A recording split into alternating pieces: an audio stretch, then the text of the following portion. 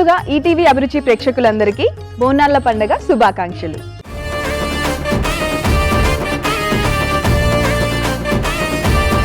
So మరి బోనాల పండుగ సందర్భంగా మీరు మాకు పరిచయం చేయబోతున్న వంటకం ఏంటి?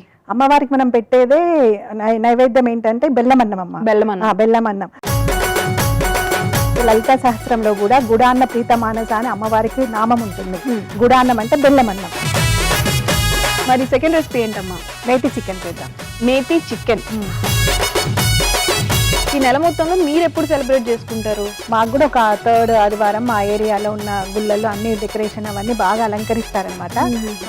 మా ఏరియాలో ఉన్నప్పుడు మాకు 3వ ఆదివారం రోజు మేము అక్కడ జరుపుకుంటాం సెలబ్రేషన్.